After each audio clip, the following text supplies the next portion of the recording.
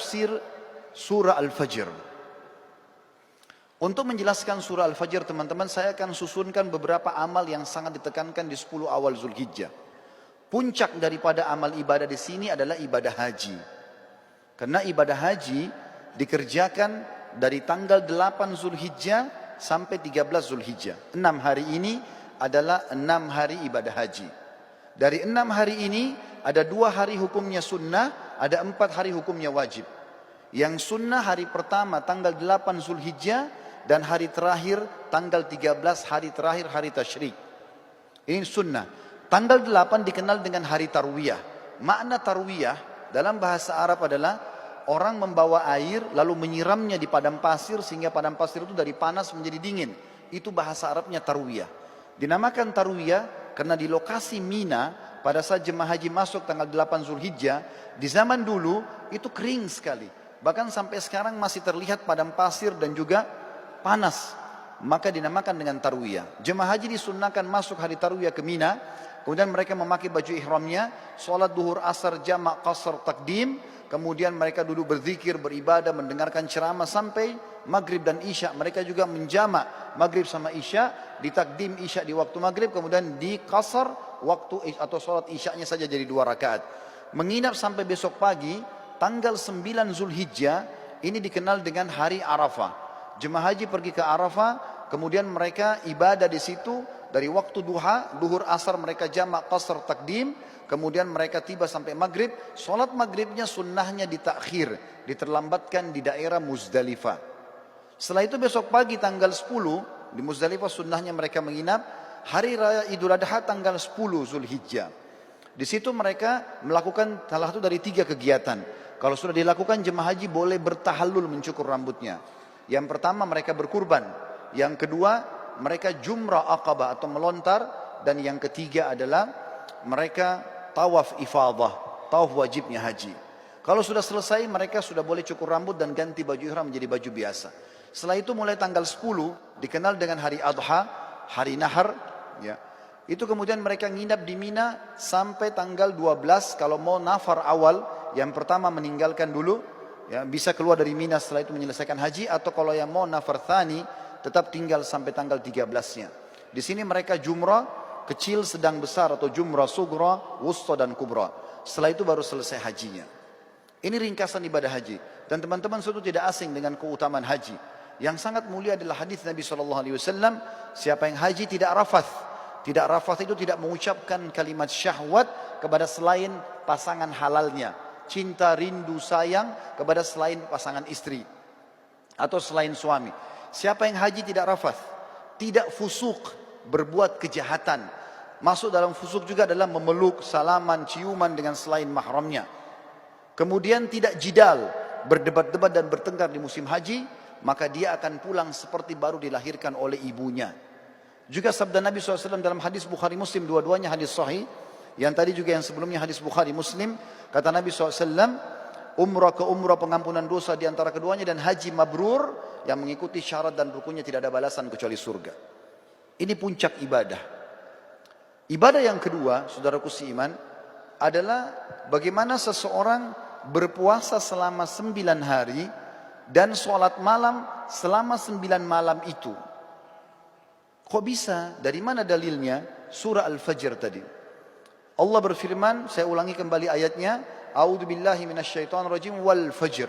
Demi waktu subuh. Saya tafsirkan sekarang. Waw ini teman-teman dikenal dengan waw kasam dalam Al-Quran. Atau dalam bahasa Arab. Seperti kalau kita mengatakan, Wallahi, demi Allah.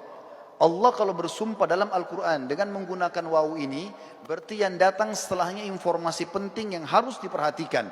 Mirip dengan firman Allah yang lain, wal asr, demi waktu. Maka di sini juga Allah mengatakan wal fajr. Fajr teman-teman, kalau tidak pakai alif lam dalam bahasa Arab, maka terjemahannya waktu subuh. Tetapi dalam bahasa Arab ada lagi sebuah retorika yang, atau dalam grammar bahasa Arab namanya alif lam mu'arraf. Alif lam memperkenalkan sesuatu. Misal begini, kalau saya sedang janjian dengan seseorang di masjid ini misalnya, saya mengatakan, ayo kita janjian ketemu di masjid Az-Zikra. Contoh, Kalau saya dengan teman saya tidak mau lagi menyebut nama masjid Az-Zikranya, saya cukup mengatakan, ayo kita ketemu di Al-Masjid. Alif lam ini dalam bahasa Arab sudah menutupi nama tempat yang sedang jadi target. Contoh yang lain, orang Arab kalau mengatakan rajulun, seorang laki-laki, belum jelas siapa dia, maka mesti dijelaskan nama dia siapa baru bisa lengkap dalam retorika bahasa Arab. Tapi kalau saya sama teman saya sudah tahu siapa yang kami maksudkan laki-laki siapa, cukup kami mengatakan, ayo kita ketemu dengan ar-rajul. Ar-rajul pakai alif lam. Allah di sini teman-teman menggunakan alif lam ini. Wa al-fajr. Kalau Allah bilang wa fajr, demi subuh, maka subuhnya terbuka sepanjang tahun. Tapi ternyata ada yang Allah inginkan di sini. Wa al-fajr, berarti demi subuh tertentu yang Allah inginkan, kejarlah itu. Dan umumnya ulama tafsir mengatakan ini adalah subuh hari raya Idul Adha. Dan dari sini ulama tafsir hampir seluruhnya sepakat mengatakan Idul Adha lebih afdal daripada Idul Fitri. Setelah sholat Idul Fitri tidak ada ibadah khusus yang diperintahkan. Kalau ada orang mau silaturahim, orang mau ketemu sama temannya, mau ziarah, apa saja, mau lakukan kegiatan-kegiatan positif, boleh saja. Tapi setelah sholat Idul Adha ada ibadah khusus. Allah katakan dalam ayat lain, A'udzubillahi minasyaitonir rajim, fasholli li rabbika wanhar. Salatlah hai Muhammad Idul Adha itu dan berkurbanlah setelahnya. Maka Idul Adha adalah lebih afdal daripada Idul Fitri, walaupun kita kadang-kadang lebih merapengan Idul Fitri di negara kita. Tapi ini makna tafsir Al-Fajr. Lalu Allah bilang di ayat kedua, walayalin ashr. Waw ini saudaraku seiman dalam bahasa Arab dikenal dengan waw ataf, penyambung hukum ayat sebelumnya. Apa yang berlaku sumpah Allah di ayat pertama berlaku juga pada ayat kedua. Artinya, dan kejar juga dirikan sholat malam di 10 malam berturut-turut sebelum subuh itu. Berarti di sini teman-teman sekalian, Allah Subhanahu wa taala memerintahkan kita untuk menghidupkan malamnya ya di 10 awal bulan Zulhijjah. Sementara ibadah puasanya tadi yang saya katakan diambil oleh para ulama dari hadis Bukhari, kalau amal-amal soleh lebih baik daripada jihad, dan termasuk amal soleh adalah puasa mutlak namanya. Kemudian Allah tekankan masalah haji di ayat ketiga, wasyaf'i wal watar, dan fokuslah ibadah di tanggal 8 dan tanggal 9. Maksudnya 8 hari Tarwiyah tadi dan 9 hari Arafah. Saudaraku seiman, di sini berpuasa dan juga sholat malam dianjurkan karena ada surah Al-Fajr tadi. Ibadah yang selanjutnya yang sangat ditekankan adalah berkurban. Dan ini diikutkan dengan sholat Idul Adha sebelumnya. Sesuai dengan firman Allah SWT, fasholli li rabbika wanhar. Sholatlah hai Muhammad Idul Adha dan berkurbanlah setelahnya. Lalu setelah itu masuklah ibadah-ibadah umumnya yang diperintahkan di dalam agama kita yang kita bisa kerjakan. Tapi yang kita ingin simpulkan teman-teman sekalian, setiap amal yang kita kerjakan dari awal Zulhijjah sampai akhir atau sampai 10 Zulhijjah itu akan mengalahkan pahala jihad. Oleh karena itu jangan disia-siakan. Perbanyaklah amal soleh, dirikan sholat malamnya, puasalah siang harinya. Lalu persiapkanlah hewan-hewan kurban yang terbaik akan kita kurbankan nantinya. Para sahabat ridwanullahi alaihim, mereka berkurban dengan cara membeli domba-domba mereka 6 bulan sebelum Idul Adha. Lalu mereka sengaja menggemukkan kurban tersebut, lalu kemudian mereka menyembelihnya di Idul Adha karena diberikan untuk Allah Subhanahu wa taala. Berhubungan juga dengan masalah ini, sebelum saya menutup khutbah ini, perlu ditekankan tentang masalah Idul Adha. Selain sholat yang sudah masyhur 2 rakaat yang kita kerjakan dengan khutbahnya, tapi kurbannya yang perlu digarisbawahi. Kurban ini teman-teman terdiri dari 3 jenis hewan yang sudah masyhur, kambing sama domba umurnya setahun minimal, kemudian sapi kurang lebih 2 tahun dan unta minimal 5 tahun. Tapi dari 3 jenis hewan ini, yang paling ditekankan adalah domba dan kambing. Seringkali saya dengar dari panitia masjid, kalau ada orang-orang kita yang akan menerima daging kurban, mereka kalau melihat vouchernya tertulis daging kambing, mereka tidak mau mengambilnya. Bahkan banyak masjid mungkin tidak melaksanakan kambing ini. Padahal sebenarnya kalau kita mau lihat afdaliyahnya, maka terletak pada domba dan kambing.